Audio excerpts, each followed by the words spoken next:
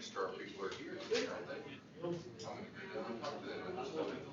Ben Carson is a smart dude, but Ben Carson is like this teacher that I had years and years ago when I was in college. I used to have this, well, and I know you all take it too. When I was, my first year of college, we took, like abnormal psychology and sociology. We had this lady, she was a lovely lady, and she taught those classes.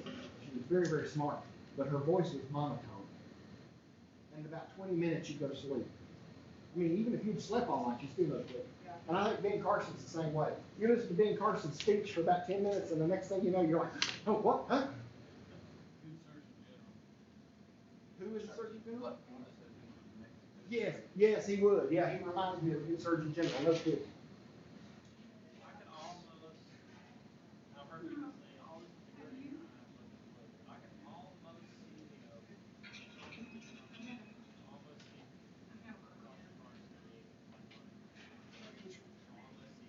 As his vice, that wouldn't be a necessarily a bad combination. Dr. Carson initially had stated that That's all right. Go ahead. I'm just trying to get him to knowledge. initially stated that he would not endorse it.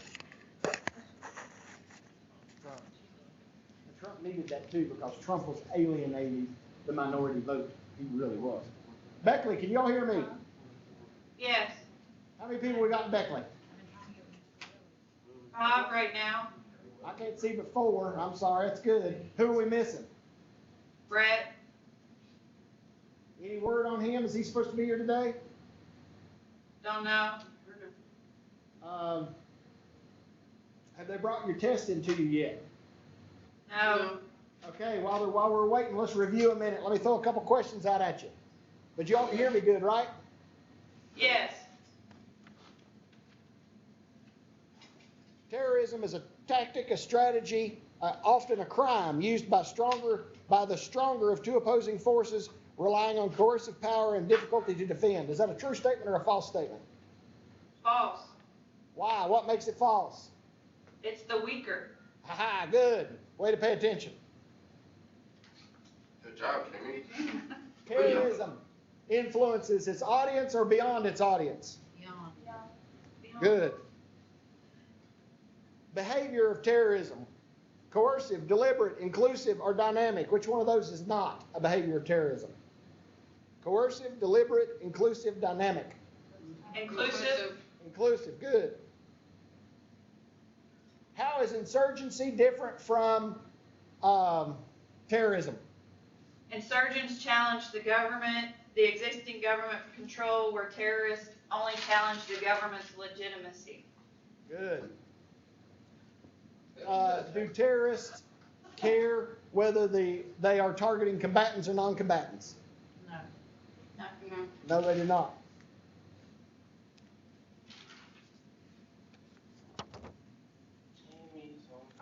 How many kinds of terrorism are there? How many what? How many kinds of terrorism are there? 3. 3. What are they? State terrorism, state-sponsored. Okay, state-sponsored, state, and There's 2 states. There's state-sponsored and state-involved. state-sponsored, state involvement, and state. Y'all heard that in Beckley? Yes. All right. Let Jamie heard. You need, what is state terrorism? Where government uses terrorism on their own people. Good. What's state-sponsored? Supplies. Send supplies and money, support. What is state involved? State against state. Good. State involved is state against state and other private institutions. Good, good. A terrorist target, does it always, never, or sometimes reflect their motivation? It will reflect. Good. Are anniversary dates important to terrorist groups? Yes. Yes. Are acts of terrorism used in guerrilla warfare to turn the tide of war? Yes. Yes. The National Crime Terrorism Center, the first question where you see National Crime Terrorism Center, it will be spelled out for you after that. It's known as NCTC on your test. So the NCTC is a collaboration of how many government agencies? What are they? 5, CIA, FBI, DOJ, DOD, HS. Good. The NTC focuses on identifying terrorist groups, coordinating local police operations, emerging threats, both A and C or all of the above. Both A and C. You guys do have a test center, right? Okay. Nice tan. Shut up. Does the United States keep a known suspected terrorist list? Yes. Good. There are currently over how many joint task force operations? 104. What's Around Operation 104. Tripwire? At least 104, that's right. What's Operation Tripwire? The largest intelligence gathering and sharing. Great. You know what I'm saying? Number 24. Now, when you all get your test, number 24. Number 24 should read as follows. It does read, and I'm going to tell you how it changes. As part of NCTC duties, the Strategic Operations Center monitors and defends food supplies, colleges, universities, borders, and parts of the United States. That's a typo on my part. Instead of saying parts, it should say ports. All right, so you all know. And the answer to that would be what? College. Good. All of the above, true, however you want to see it. The FBI, strategic operations only work with the FBI and CIA. Is that true? False. What is accountable governance?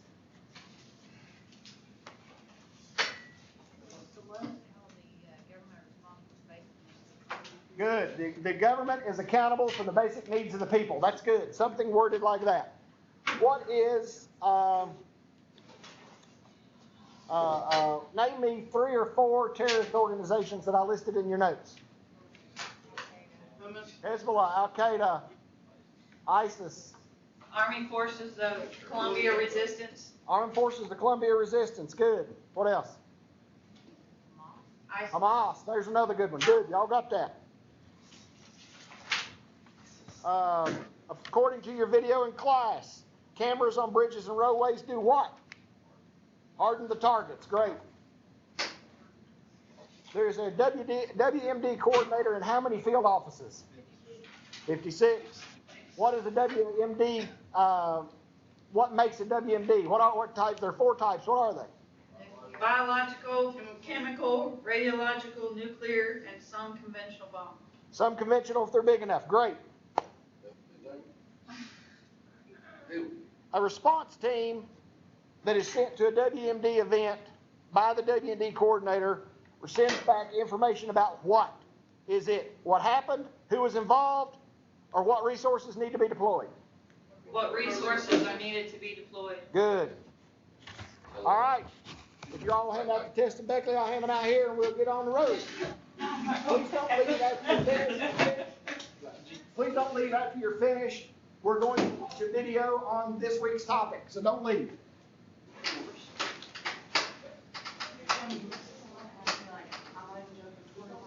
Invisible ink. How you doing? Oh, yeah, it's no river. Should have answered his question.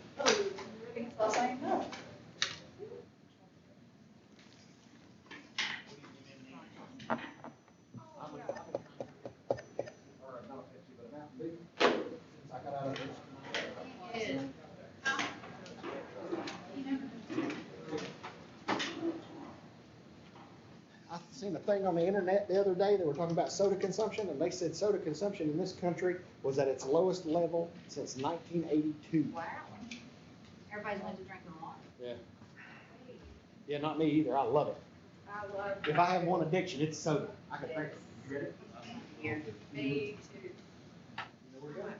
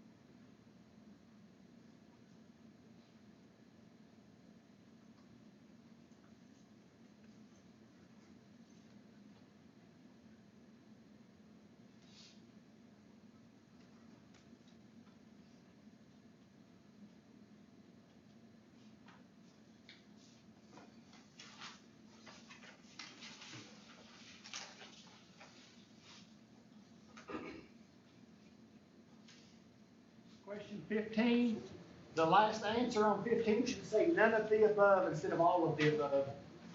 It should say none of the above.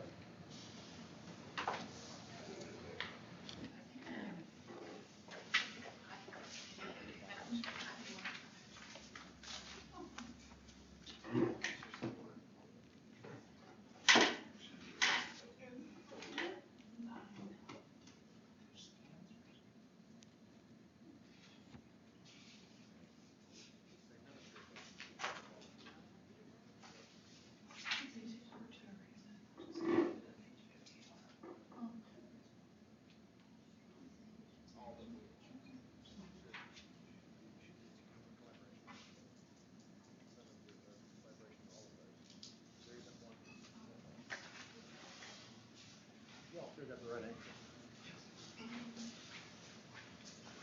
That was a poorly worded question, is why I'm trying to fix it.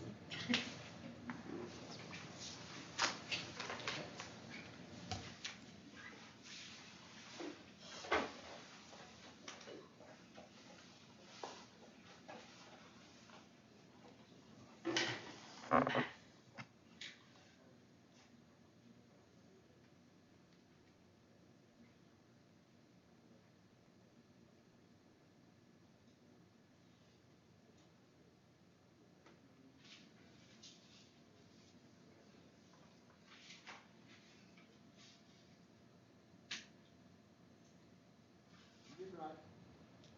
That was a poor question on my part. That was a poor question on my part. So I fixed it.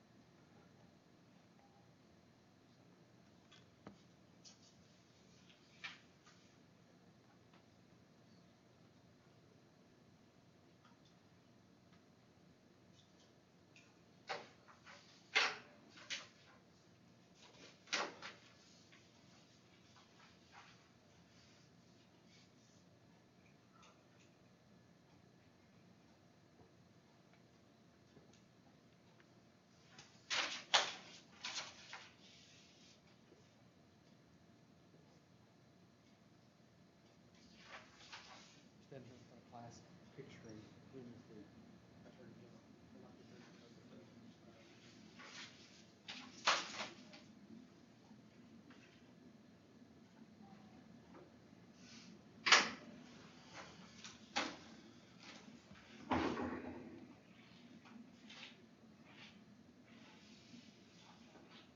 Just so you all know, while you're finishing up your test, I'm having a guest speaker tomorrow night in class. I hope any of you all come to tell me, even if you're not in the class. This is going to be the chief of police, Tazewell Police Department. He is a retired state trooper. Retired state police. He took on the chief job in Tazewell to run the police department there. Very intelligent gentleman. Has a lot of insight and wisdom. If you have an opportunity to come listen to him speak, I hope you have an opportunity. You don't even have to be in class. Just come.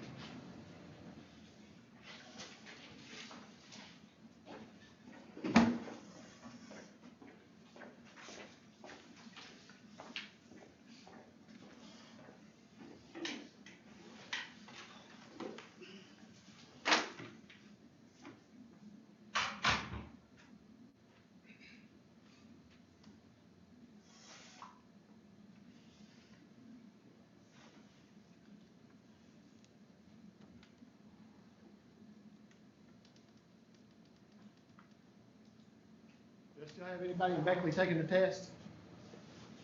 Yeah, there's still two. Okay.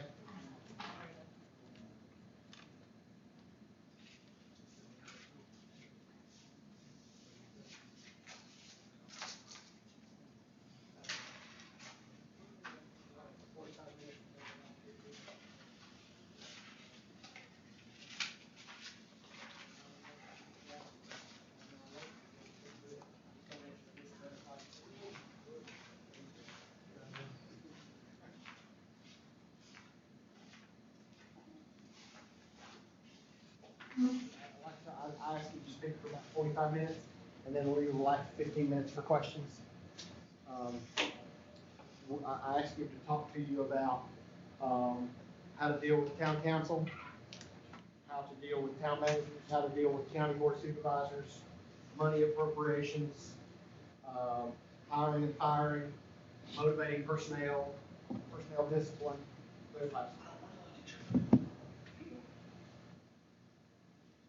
And obviously, I mean, I'm not privy to any of his hiring and firing and his discipline, but obviously he brings a lot of stuff to it.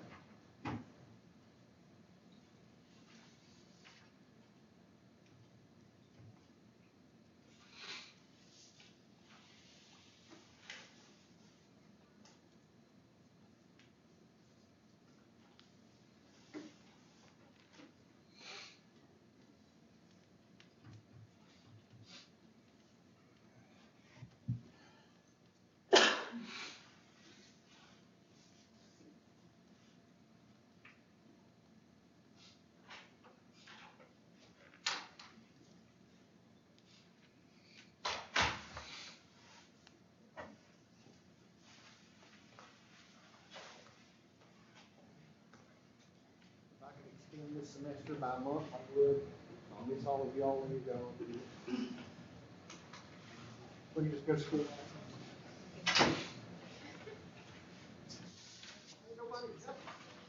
Huh? I said we could just go to school all summer.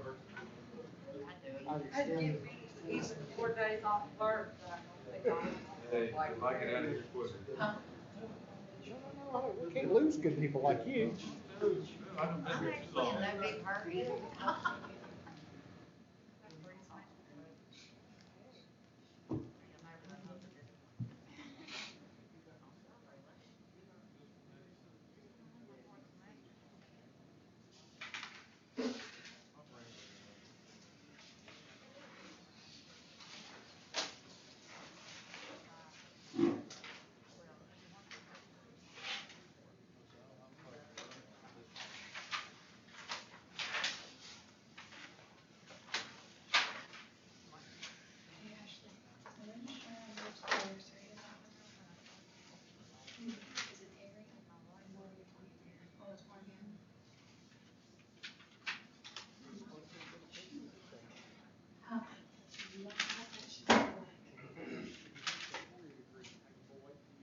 Yeah, I got that from her when I talked to her on the phone.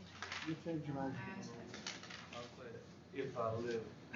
You are right. Maybe it will take you long to see. Hear that right this minute, but I'm just. I don't. I was too for the problem. So.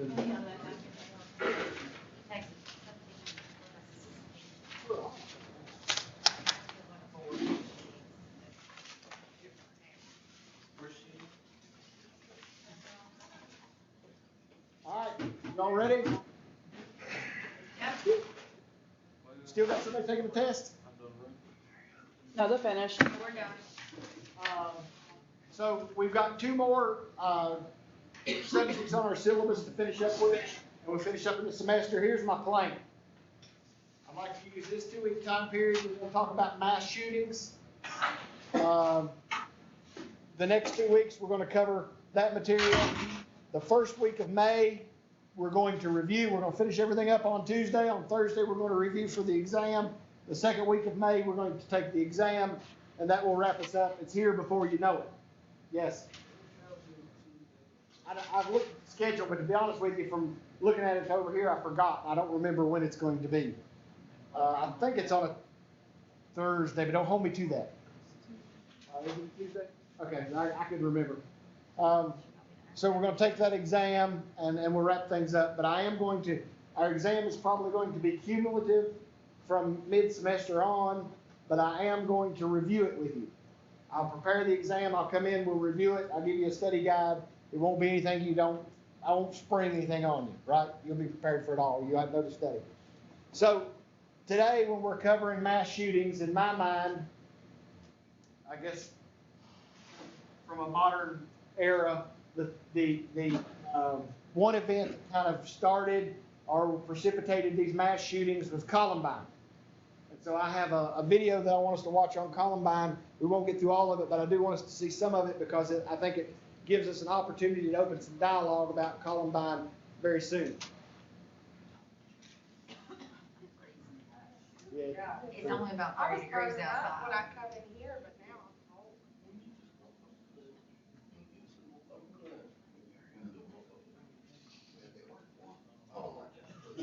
It's not doing anything on your end. Can y'all see it? Work this morning. Just a black screen. Yeah. Back it up just a little bit.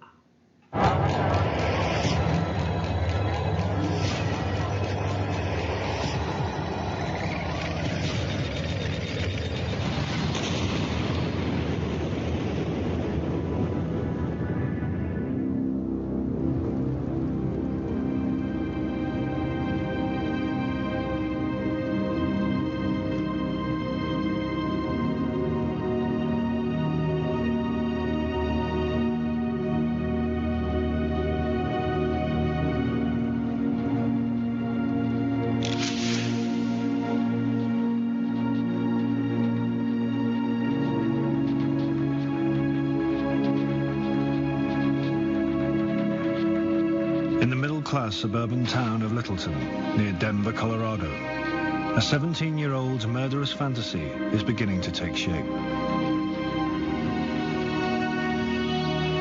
He and a friend, known as Vodka, or V, intend to commit an act so violent that it will secure their place in history. Sometime in April next year, me and V will get revenge and kick natural selection up a few notches. If we've learned the art of making time bombs, we'll set hundreds of them around roads, bridges, buildings, and gas stations.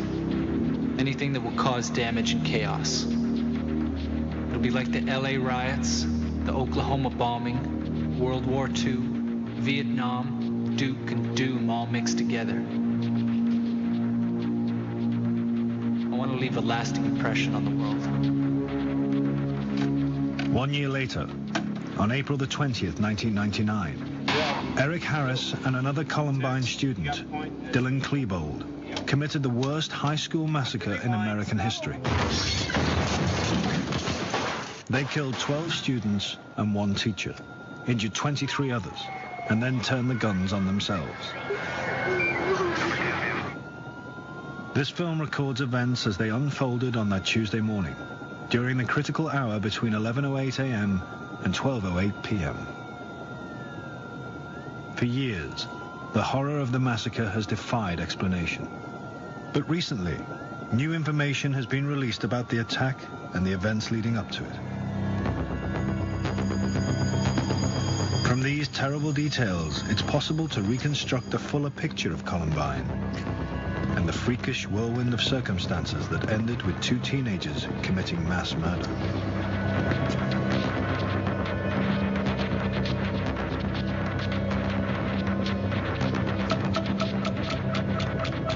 "11:08 in the morning, and Eric Harris is 3 minutes away from Columbine. NBK came quick. Everything I see and hear, I relate to NBK somehow. Feels like a goddamn movie sometimes. NBK is Eric and Dylan's code name for the coming massacre. It stands for Natural Born Killers, a movie they both admire. The film tells the story of Mickey and Mallory, 2 mass murderers with traumatized childhoods who become media celebrities. For Eric and Dylan, the movie seems to represent a kind of redemption, that they, like the fictional characters, are ultimately superior. I know we're gonna have followers because we're so fucking godlike. I mean, we're not exactly human. We have human bodies, but we've evolved one step above fucking human shit. I mean, we actually have fucking self-awareness.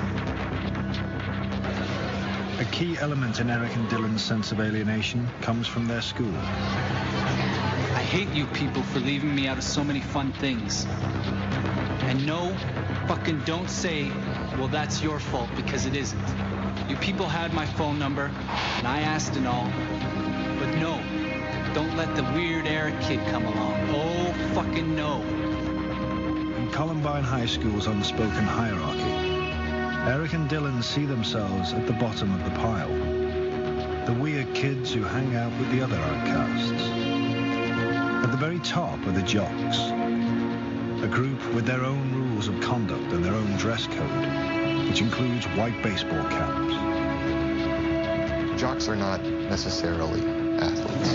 A jock is anyone who believes that they, because they wear nice clothes, because they screw the best-looking girl, because the teachers treat them different, deserve and are better than everyone else.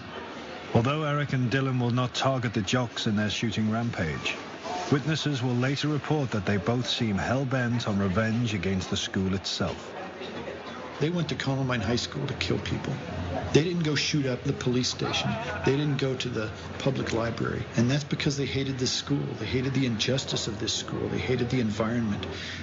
And I am not in any way condoning what they did, or I'm just trying to find the answers. You've given us shit for years. You're fucking gonna pay for all the shit. We don't give a shit. 'Cause we're gonna die doing it. At 11:09 a.m., the cafeteria at Columbine is just starting to fill with students on their lunch break. At some point earlier that morning, Eric Harris and Dylan Klebold planted two 20-pound propane bombs in the cafeteria. Both bombs were set to explode at 11:17, just as the cafeteria reaches the peak of the lunchtime rush. The plan was to kill as many students as possible in the explosions and to execute survivors.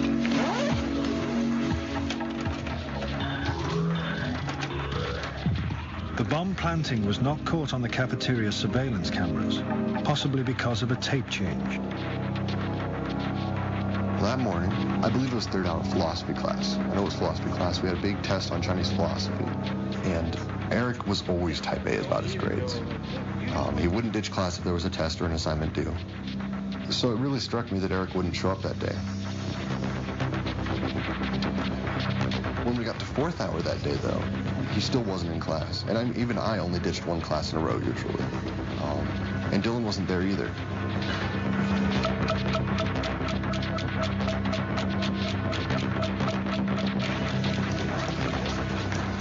Another Columbine student is 17-year-old John Savage. He's just completed a music class. I got to school early, did some homework. You know, it's just one of those days that you don't expect anything to happen. We just finished up string orchestra. I was trying to decide whether or not to practice like way back in the back of the school in the band room or go to the library.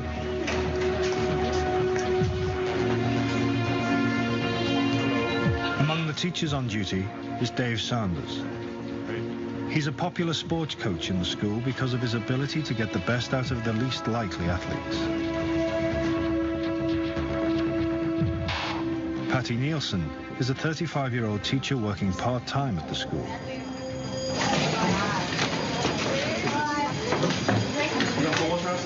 Football trials today? Yeah. Normally she heads home after her morning art classes, but today she's been assigned to monitor the hallways, which are just starting to fill with hundreds of students heading for lunch in the cafeteria.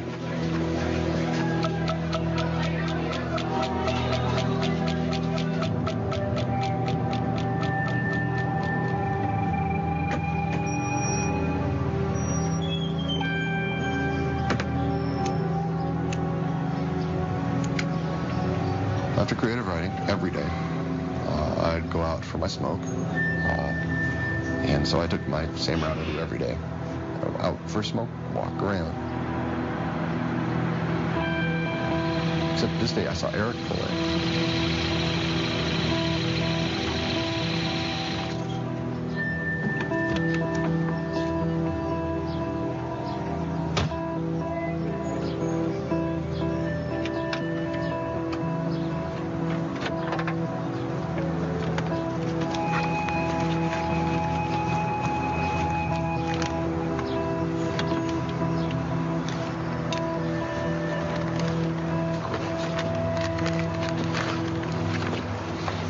Since he had missed 2 hours of school, I went up to see what was going on. And I called him a few names, and he laughed, called me a few names back, and we made this little interchange where I was cussing him out, basically. Which is really weird that he didn't shoot me for that. But I cussed him out. Eric, filmed here, and Brooks have had a tempestuous history. A year earlier, Brooks found his name on Eric's website. Eric was threatening to kill him. There was information on there that Eric was building pipe bombs, detonating pipe bombs, and said that essentially he wanted to kill Brooks Brown. Brooks's parents reported Eric's threat to the police. This was not the first time Eric's name had been brought to the attention of the police in the 2 years before the shootings. But they were unable to access Eric's website, and mislaid paperwork related to the complaint. If they'd acted on these claims, Eric would have been in jail. It's very simple. And Columbine never should have happened. In the meantime, Brooks Brown had made his own peace with Eric. It probably saved his life. What the hell is wrong with you, man? You weren't in third hour. You missed the test. It doesn't matter anymore. Then he looked at me. I said, dude, you missed the huge test. He said it didn't matter anymore. And then he looked at me and he said, Brooks, I like you now. Get out of here, go home. Go home.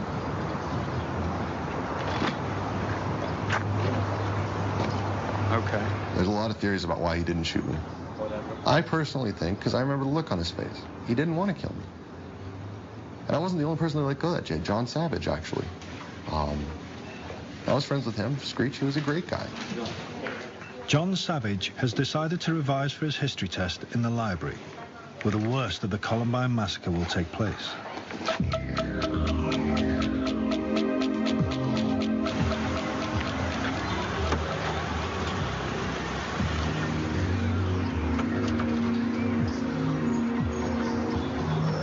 Eric and Dylan have arrived with a huge arsenal of weapons. After the attack, the police would count 2 sawn-off shotguns, 2 9mm guns, and 99 bombs, including the 2 20-pound propane bombs in the cafeteria and booby trap bombs in each of their cars. They have spent a year gathering these weapons, a year planning a massacre intended to wipe the school off the map.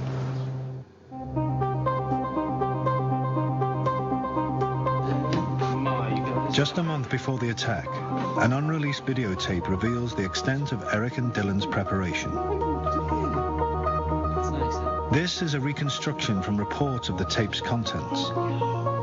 The cameraman is Dylan, the location, Eric's bedroom.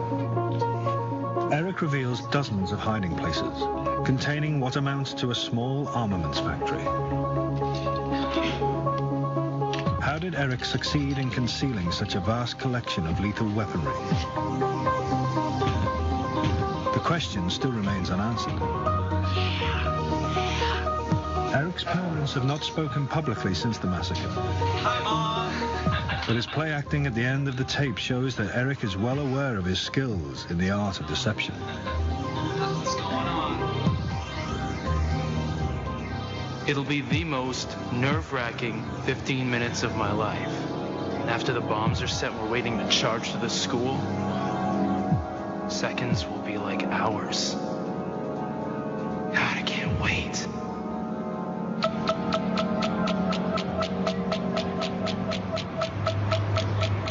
In a far corner of a school parking lot, Neil Gardner is taking a quick lunch with Andy Marton, a Columbine security guard. Gardner is a local police officer with special responsibility for the school's students and teachers. In the past, he's seen Dylan Klebold around the school, but he doesn't know Eric Harris. And he does not appear to know that Eric and Dylan have already been in trouble with the police and the courts.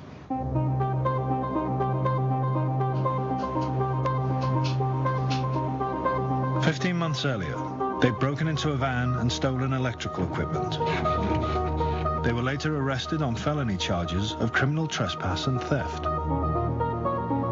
At their court hearing, both were ordered to undergo courses designed to steer juveniles away from crime. After completing his course, Eric seemed contrite. I am happy to say that with the help of this class and some other diversion-related experiences, I do want to try and control my anger. Eric's private journal tells a different story. Isn't America supposed to be the land of the free? How come if I'm free, I can't deprive some fucking dumb shit of his possessions if he leaves them in the front seat of his fucking van, in plain sight, in the middle of fucking nowhere, on a fucking day night? Natural selection. Fuckers should be shot. Their encounter with the law reveals the existence of a kind of parallel universe. While outwardly apologetic and reformed, Eric and Dylan were now bonded by a shared rage. My wrath from January's incident will be godlike. Not to mention our revenge in the Commons. The Commons is the Columbine cafeteria. Eric and Dylan have drawn up detailed plans for the attack.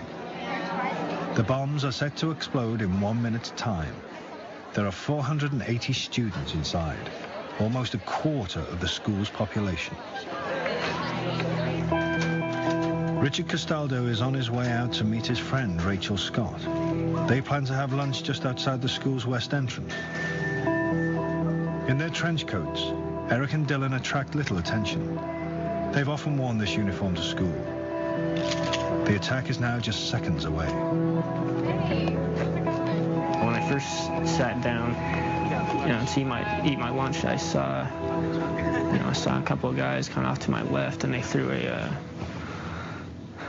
some, I didn't know what it was at the time, but it was a pipe bomb. And I remember it went off and it didn't really do anything. And I thought, at first I just kind of thought they were, screwing around. Because, it was, I guess, like a senior prank or something, because school was about to end.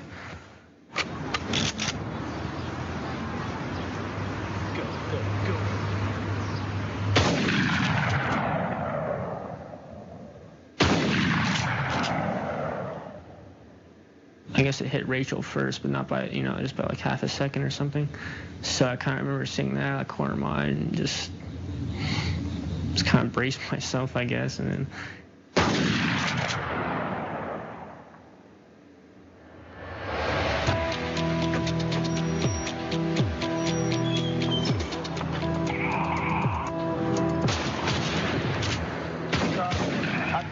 I saw him throw a couple grenades on the roof and they exploded, and then I saw him shooting guns down towards the parking lot. Inside the school, no one's sure what's going on. Some think it's just a prank by senior students. Dave Sanders realizes it might be much more serious. Neil, I need you in the lunchroom urgently. Neil Gardner receives a panicked radio message from inside the school, but he thinks at first that it might be no more than an accident on the school grounds.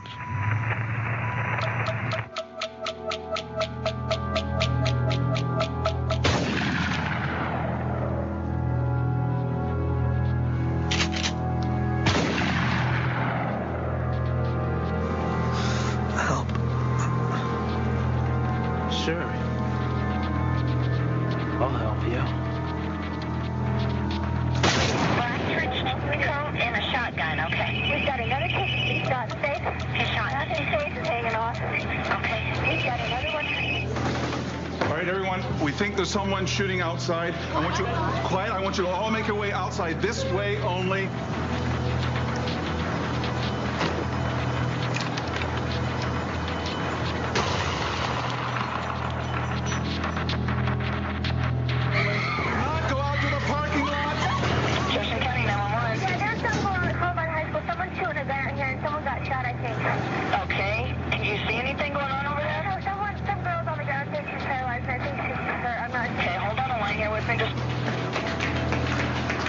Within seconds, Dave Sanders and two other Columbine staff members have evacuated most of the cafeteria. Eric and Dylan's bombs are now due to explode, but fail to detonate. Dave Sanders now embarks on a determined attempt to secure as much of the school as possible. Quiet, quiet, quiet, quiet. Even if they come in, stay very still, okay? He will spend the next 2 minutes running through the hallways and classrooms, doing all he can to make sure students have some form of protection. In a science lab on the upper floor of the school, 17-year-old Aaron Hansey is completing a homework project. It was a lunchtime. It wasn't a regular class, but within a few minutes, you started hearing things, and it was kind of weird because you didn't usually hear those type of sounds. And then you started feeling the floor move or the walls move. Just really curious at that point because I had no idea what was going on. But shortly after, when a teacher came in, then we found out what was going on. Everybody get down behind your workbenches. I'm going to lock the door so the teacher came in and get out. Informed us that people were shooting inside the school and to get down behind the workstations. He informed us that he was locking the doors. We can leave. They were fine. You can go through them, but you can't come in. This is what we always wanted to do. This is awesome. Let's do it.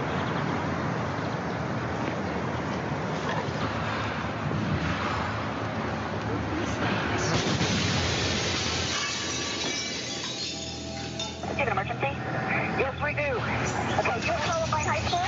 Yes. Okay, we got it. We have automatic weapons, okay? Yes. All right.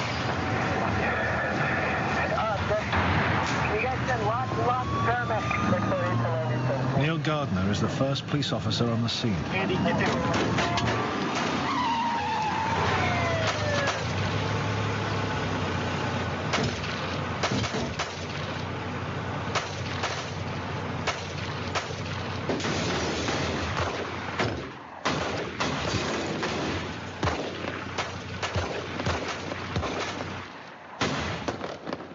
Code 33. Shots fired. Shots in the building. Gardner believes momentarily that he may have hit one of the gunmen. Several shots, code 33. The end of the gun battle with Gardner marks the beginning of Eric and Dylan's attack inside the school.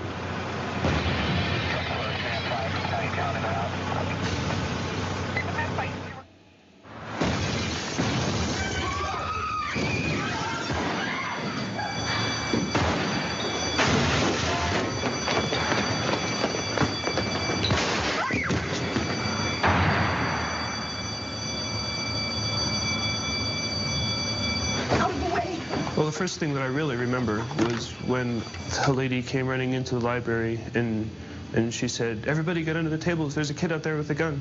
You know, that was my first, like, oh man, something's going down. Get down. Everybody get down.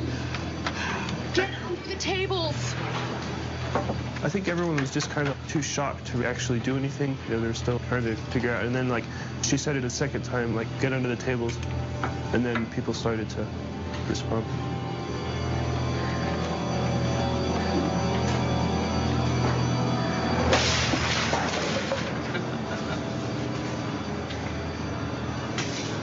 First, actually, I thought it was just some, like, random person that came in off the street and, you know, just like some crazy maniac or something.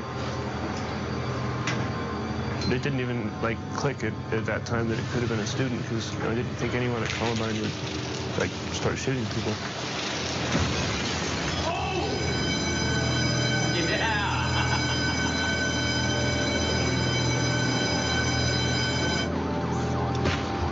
I just kind of sat and waited, you know. I guess I was just hoping I wasn't going to die, really. Jefferson County 911. Yes, I am a teacher at Columbine High School. There is a student here with a gun. He has shot out a window. I believe one. I've been Columbine High School. I don't know what's in my shoulder. If it was just who last was who. Okay, has anybody been injured, ma'am? Yes. Who is the student, ma'am? I do not know who the student is. Okay. We've got help on the way, ma'am. Okay. Oh, God. Stay home. Oh, God.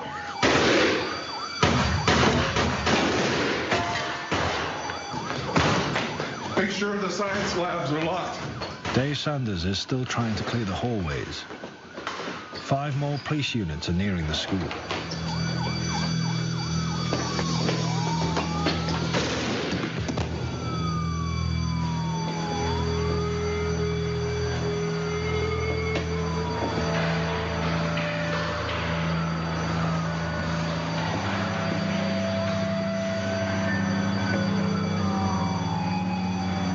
Dave Sanders is badly injured.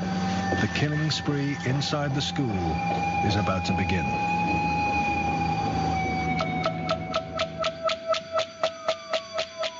Columbine student Aaron Hansey is still hiding in a science room when one of his teachers returns, trying to find anyone who knows first aid. Yeah. I told him I did, and then just made a mad dash across the hallway. Bombs were still exploding, guns were still being fired. They could come around the corner anytime.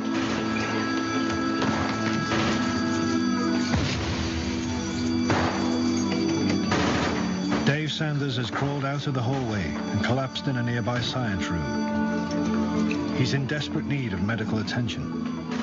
And then we went through the back doors into the corner science room where I found Dave Sanders. Mr. Sanders, it's okay. We're here to help you. It's Aaron. The paramedics are on their way. When I first got to Dave, he was conscious, fully aware of what was going on. So when we got to him, he was on his stomach. I thought he had been shot with a shotgun or something, and just in the chest at close range or something like that. We're gonna push you a little bit on your back here. 1, 2. Aaron quickly discovers that Dave Sanders has an entry wound in each shoulder. Yes? When I looked over the situation, yeah, he'd been shot, and that's no small cookie, but he was conscious and he was very aware of his surroundings. He's doing great. You're doing great, Mr. Sanders. Teacher Teresa Miller tries calling 911, Mr. Sanders, don't worry. but the lines are constantly busy. Help is on the way, don't worry. I thought we were going to be able to take him out and that he could get fixed, get operated on if needs be, and recover. By now, there are 6 police units outside the school. Some are tending to frightened and injured students around the parking lots. Others are securing a perimeter. Following standard police procedures, which emphasize the need to contain an incident, none of the officers ventures into the school to try to challenge the killers.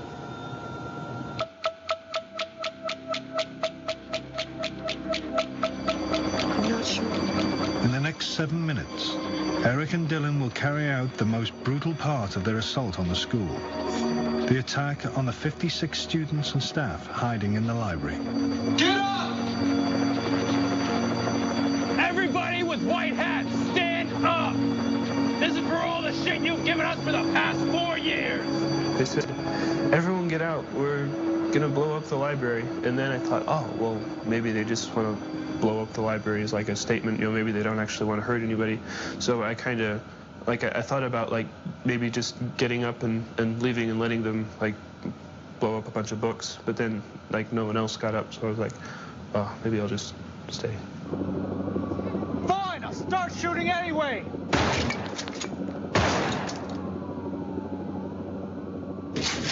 Oh my God. Okay, stay with me, ma'am. You're doing great. You are doing great, okay? Now they said he's gone to the library. He's in the building. Okay, he's going to the library. After they walked about halfway through into the library was when they came into my view.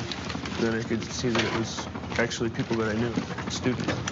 It was just these 2 people that I thought were just ordinary, regular kids who were suddenly blowing things up and shooting. And I was like, what are they doing? Okay, let's go kill some cops.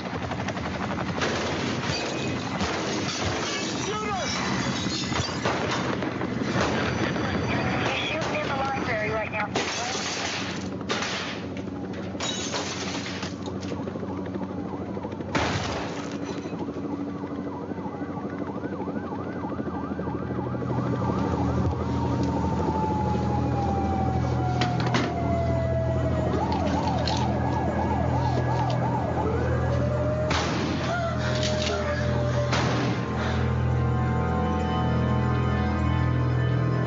Quit your bitching.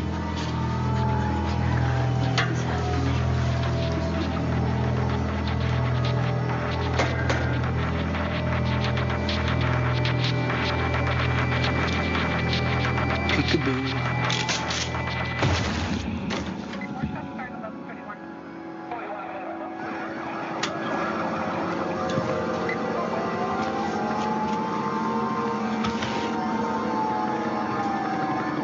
You want to die, huh? Well, We're all gonna die. We're gonna blow up the school anyway.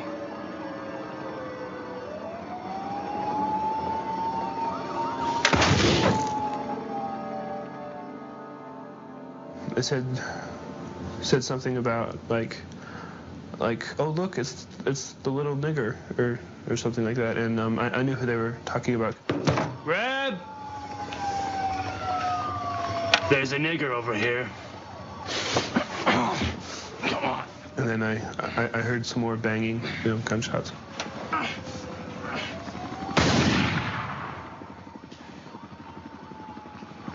Can't believe I just did that.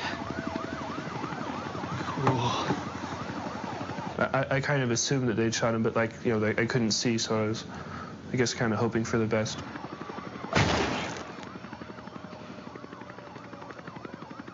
Who's ready to die next?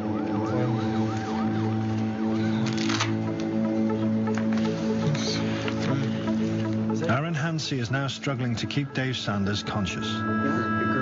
With the help of a teacher and another student, as well as his father who's phoning in first aid advice from home, Aaron uses family pictures from Dave Sanders' wallet to keep him talking. I think it really did help him with the pictures because we could get away from how are you feeling, where does it hurt, get away from the pessimistic side of things and try to be optimistic and to see the things he did love.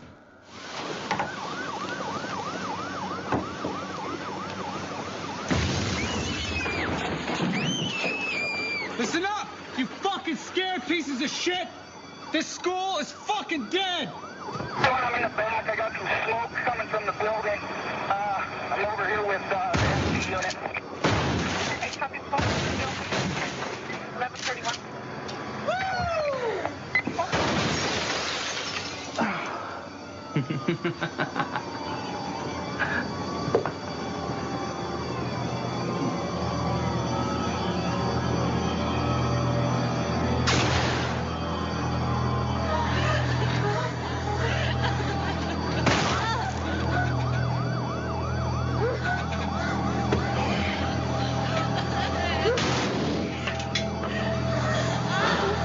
Pathetic!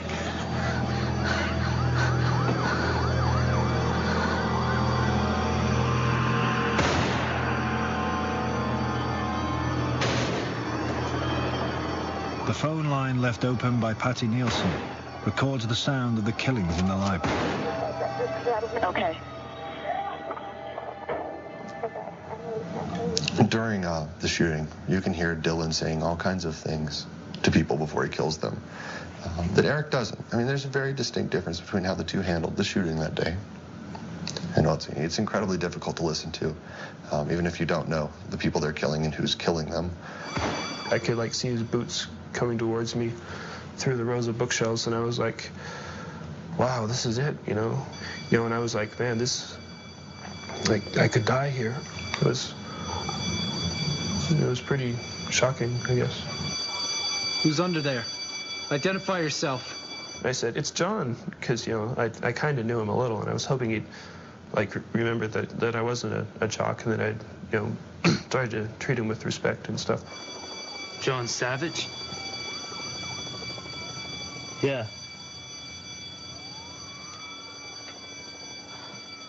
Hey, Dylan.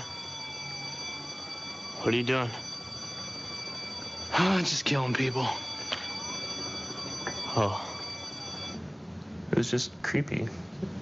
And then so I looked up at him and I said, are you going to kill me? And he said, what? Because the fire alarms and everything. So I asked louder, are you going to kill me? Are you gonna kill me? No, man, just get out of here. Just run. Run. Run!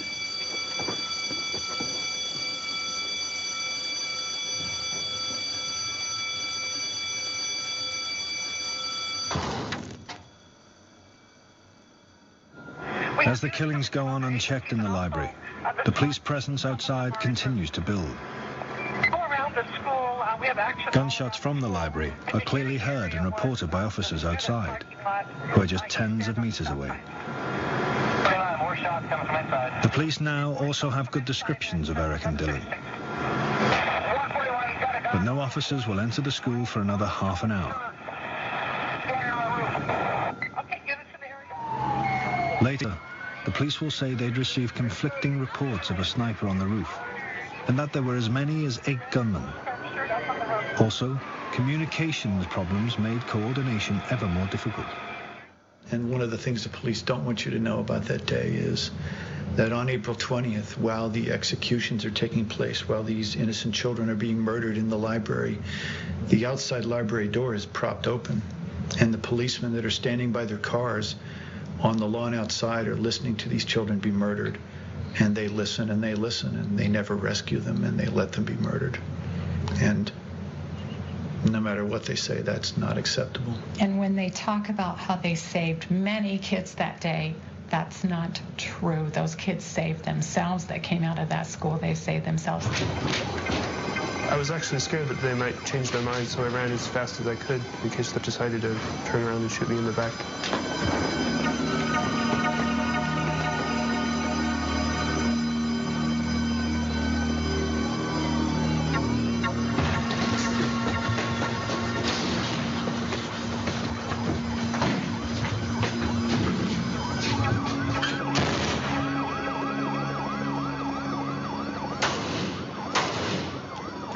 I'm out of ammo. Maybe we should start knifing people. That'd be more fun.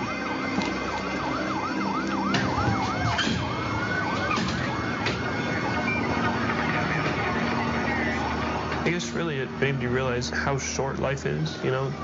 When you're young, it seems like it's gonna like go on forever and you got plenty of time. You don't have forever.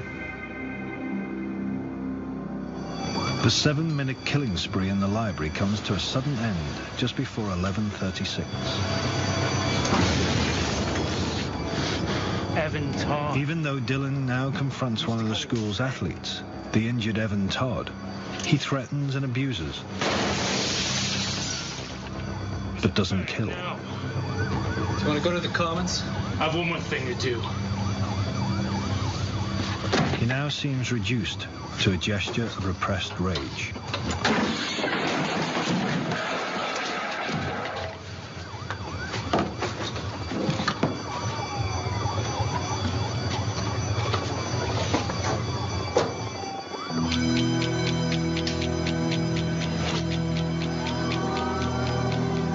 By the time Eric and Dylan leave the library, 12 students in the school are dead, 1 teacher is dying, and 23 others are injured, many of them seriously.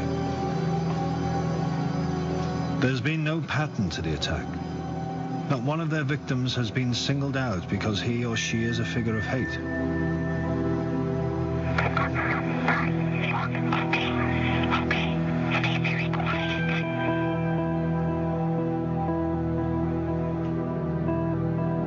There are still hundreds of students and teachers hiding elsewhere in the school. At one point, when Teresa was still on the phone and she was looking outside the door, trying to see what was going on, she saw the shooters come down the hall. They reloaded their firearms right there in front of our classroom. The door had a window in it, and so they could look right in. I remember just jumping away.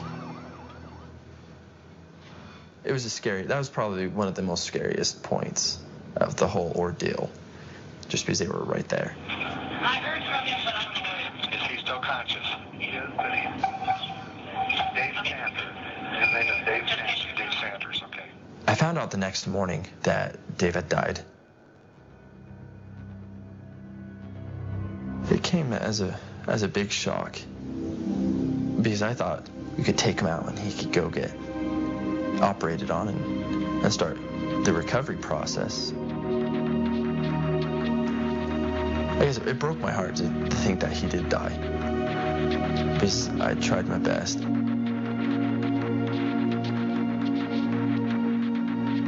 Eric and Dylan's movements through the school now seem directionless.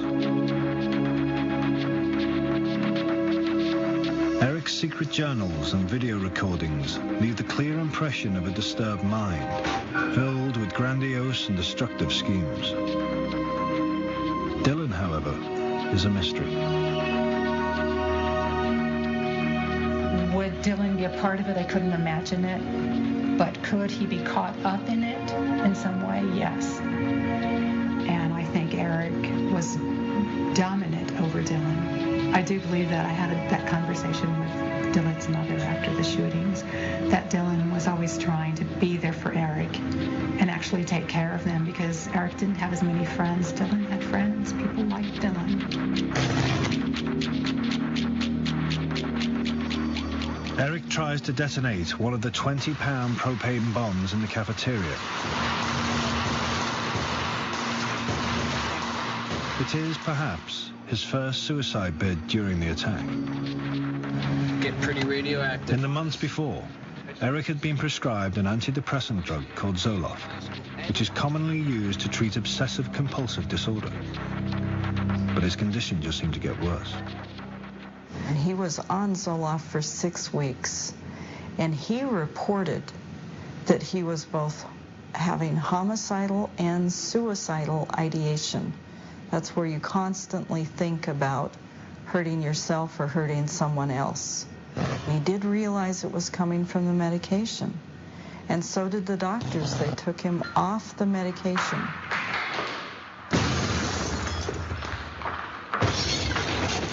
But all he got in exchange was a different brand name. He got Luvox.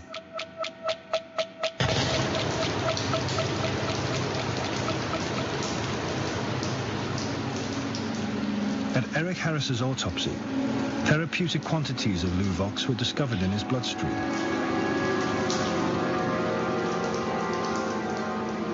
Dylan Klebold's autopsy report found no traces of drugs.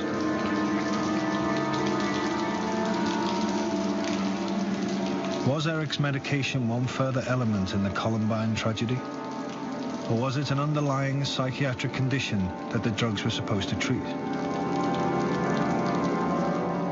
One thing is certain. When Eric's father heard of the shooting, he immediately thought it could be his son. County 911. My son is Eric Harris, and I'm afraid that he might be involved in the shooting at Columbine High School. Involved how? He's a member of what they're calling the Trench Coat Mafia. Okay. Have you spoke with your son today, Mr. Harris? Oh, I haven't. In the 3 years before Columbine, there had been 10 incidents of American teenagers carrying out gun attacks on their school. In none of these did more than 5 people die. But Eric and Dylan set out to kill hundreds. Every aspect of their lives has been examined in the search for a single cause that explains how they could carry out a massacre with such premeditation and cold ruthlessness. But perhaps the answer is that there is no single cause. That Eric and Dylan were created by a kind of perfect storm of circumstances that gave them the means and the opportunity to carry out an outrageous act of teenage terrorism. And this was compounded by omissions and oversights by police, parents, doctors, and the school. The perfect storm theory for no one stopping them works exquisitely. There were a million times someone could have stepped in. There were hundreds and hundreds of times the police themselves legally could have stopped them, could have searched, could have stopped them, could have gone and talked to the parents. There were times the parents could have stepped in and said, hey, I'm searching your room. Oh, look, 25 pipe bombs. Gee, something's wrong with you. There were a million times it could have been stopped. As midday approaches, Eric and Dylan make their final journey back towards the library. A 6-man police SWAT team is about to enter the school, but from an entrance at the far end of the building. The police will sweep through the school, room by room, and will reach the library last of all, almost 3.5 hours later. Since Columbine, the local police have reviewed their tactics on what they call imminent threats. Officers responding to shooting incidents are now trained to intervene early.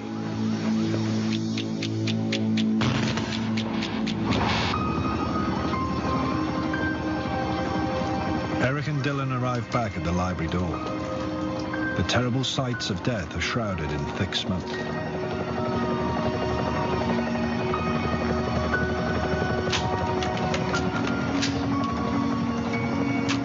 They will make one last near-suicidal gesture before ending their lives just a few meters from many of their victims.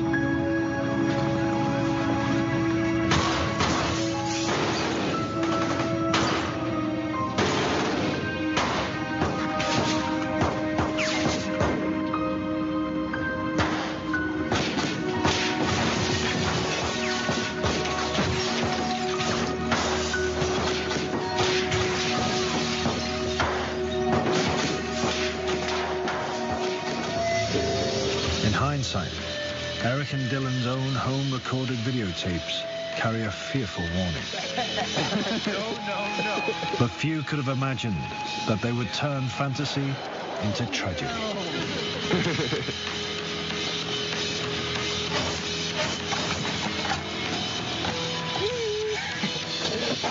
No, you goddamn piece of punk-ass shit! Do not mess with that friggin' kid! If you do, I'll rip off your goddamn head and shove it so far up your friggin' ass, you'll be coughing up dandruff for 4 friggin' months! I don't care what you say. If you ever touch him again, I will frickin' kill you. I'm gonna pull out a goddamn shotgun and blow your damn head off. Do you understand, you little worthless piece of crap? Entry exit. I mean, not fucking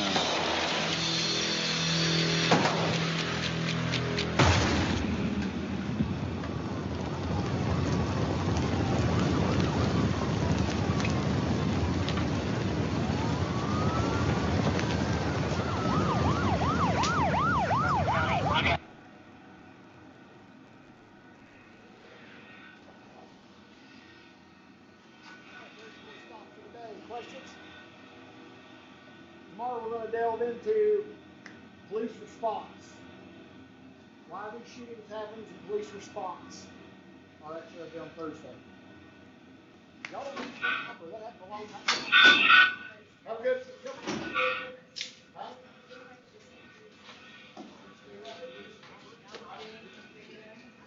She's supposed to, what's it called? Here you go. She said she felt she took her numbers. See you.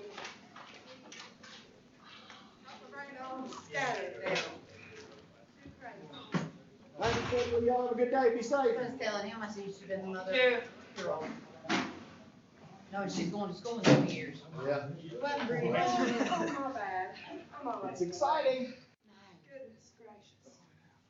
Yeah, and I was texting her during that because she's trying to fill out her See FAFSA. y'all She's like, Thursday. what do I put here? What do I put there? I'm like, I don't know. I don't Take remember. it to one of the counselors. They'll do it for you for free. She don't have one. Free. She won't do it. Come on, Mr. Lee, let's call it a day. Oh, yeah, well, I got one more What'd you think about that? Was that a pretty good video? That was the Yeah, it best was. video I could find. I never really delved that far into it, so I wrote it down, it's watching. Well, what they do is they go into police response and some of the psyche behind it. But we don't cover that with some notes and some lecture and stuff. Yeah, no, that was a good video, it's hard to watch that kind of stuff, but I think it's necessary if we're gonna be faced with. And the truth of the matter is those are the types of people, as a police officer, now, maybe once you get into flying a helicopter, maybe not so much, but as a patrol, as a patrol officer, as a patrolman, as a state trooper, those are the types of people that you're going to encounter. They are, most of the time, they are some type of gun enthusiast, they have a mental disorder, they have a history of abuse, and their behavior is very unpredictable. The next thing you know, you end up in a world of crap trying to deal with somebody like